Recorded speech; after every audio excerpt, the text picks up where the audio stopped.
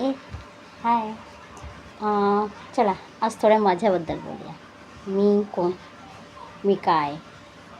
Of course बघितलं असेल सगळ्यांनी मला, रील्समध्ये बघितलं असेल, कुठे शाळेत बघितले असेल, शाळेतले रील बघितले असतील म्हणून ओळखत असेल कोण मला, कोण माझ्या मित्रमैत्रिणीमुळे मला ओळखत असतील, कोण माझ्या कामामुळे मला ओळखत असतील.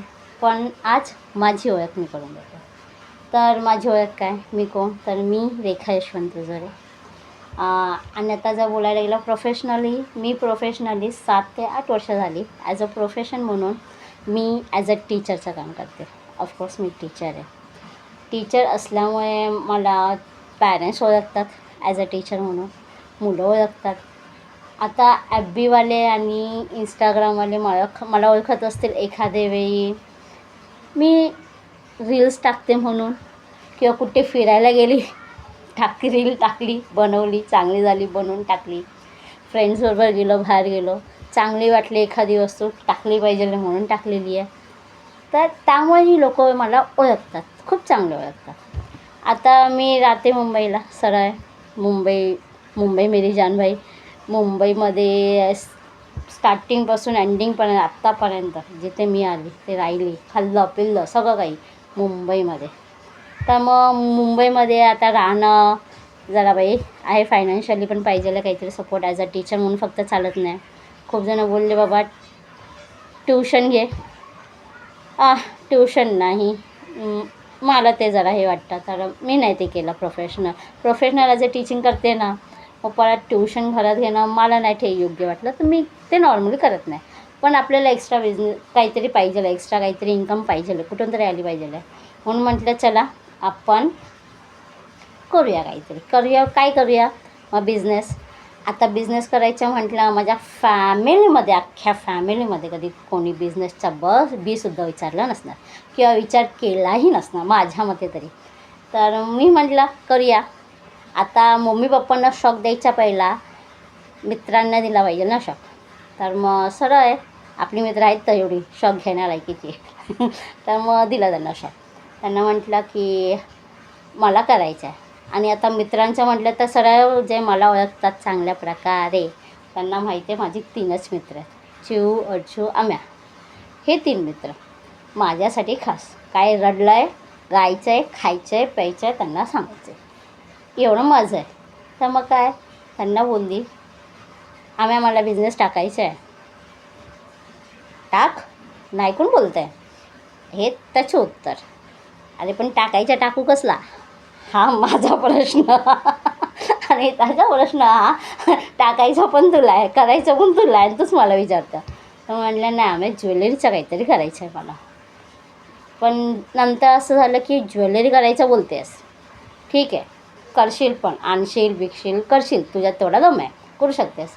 पण जर ज्वेलरी खराब झाली तर बनवायचा कसा, सगळ्यात पहिला प्रश्न आला.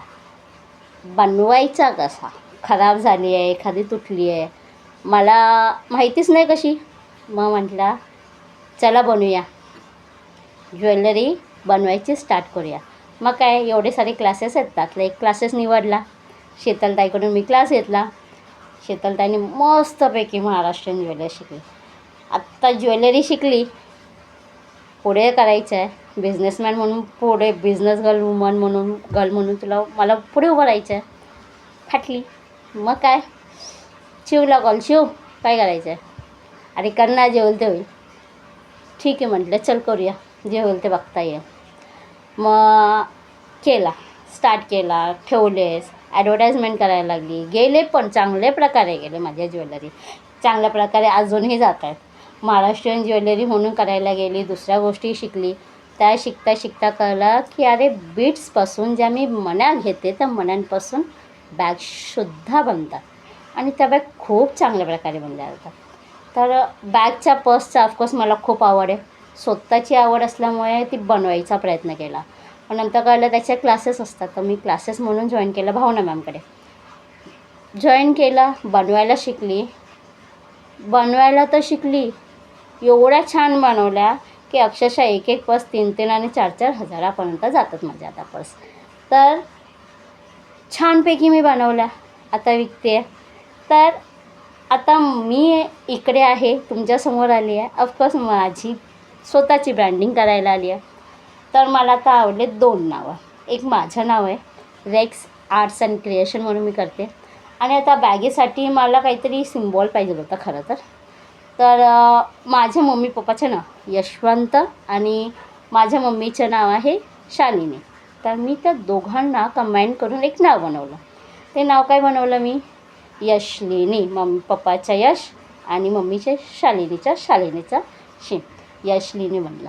तर अर्थ शोधला मी पहिला याचा काय आहे म्हणून, चांगला आहे की नाही. तर ऑफकोर्स अर्थ चांगला भेटला. यशस्वी, प्रगती, चांगला प्रगती होईल असं.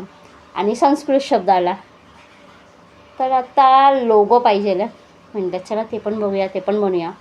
तर आता मला सांगा, मला तुमच्याकडून हेल्प पाहिजे आहे नक्की. तर काय मी नाव ठेवू? यशलिनी नाव चांगलं वाटतं आहे का माझ्या ब्रँडचं, की जे आत्तापर्यंत तुम्ही ऐकत आल्यात रेक्स आर्ट्स अँड क्रिएशन ते चांगलं वाटतं आहे? कमेंटमध्ये नक्की सांगा ना मला प्लीज. बाय.